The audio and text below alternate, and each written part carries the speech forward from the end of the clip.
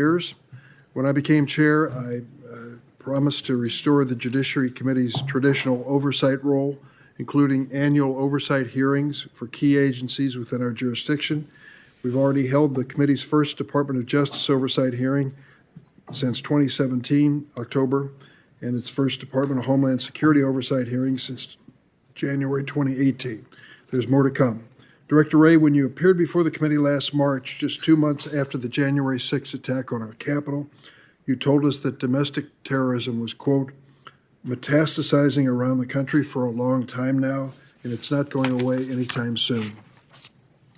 I first held a hearing on domestic terrorism, threat to America, in 2012, 10 years ago, after a white supremacist gunman murdered 7 Sikh worshipers in Oak Creek, Wisconsin. Today, 10 years later, I'm afraid that threat has only grown worse.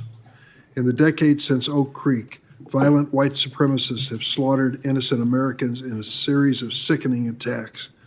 They included the mass shootings at the Emmanuel AME Church in South Carolina in 2015, Pittsburgh's Tree of Life Synagogue in 2018, and a Walmart in El Paso, Texas in 2019. Just this May, a white supremacist marched into a Tops grocery store in Buffalo, New York, massacring 10 Black Americans in cold blood. Last year, Director Wray, you told the committee that the top domestic terror threat was, and I quote, continues to be those we identify as racially or ethnically motivated violent extremists, specifically those who advocate for the superiority of the white race. You also said that the FBI has elevated racially motivated violent extremism to its top priority, on the same level as ISIS.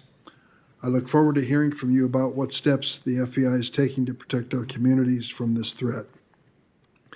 Racist acts of terror like the Buffalo Massacre represent the most persistent, lethal domestic terror threats in our communities, but they are not our only threats by far.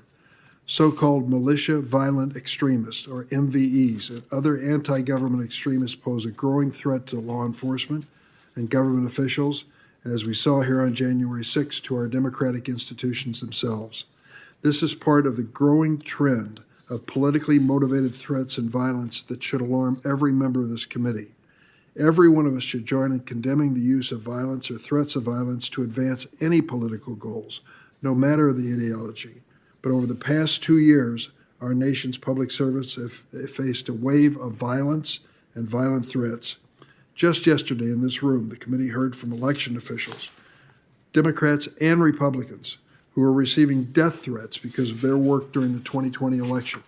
We've seen an appalling rise in violent threats against public health workers, school officials, judges, members of Congress, members of the Supreme Court.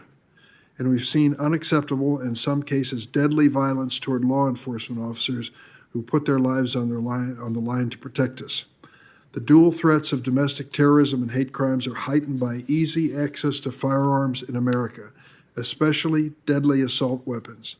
Matthew Olson, the Justice Department's top counterterrorism official, recently said, "The ability of violent extremists to acquire military-grade weapons in this country contributes significantly to their ability to kill and inflict harm on a massive scale. And we cannot ignore the dominant role guns play in assaults and killings of police officers.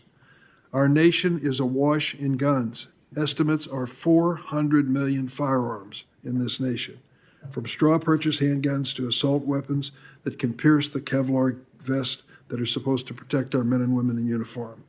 Director Wray, I hope you'll discuss how the proliferation of assault weapons impacts the work of the FBI and other law enforcement. We have a lot of ground to cover today. I look forward to your testimony, and with that, I turn to my friend, Ranking Member Grassley, for his opening statement. Thank you, Chairman Durbin, and welcome to the committee.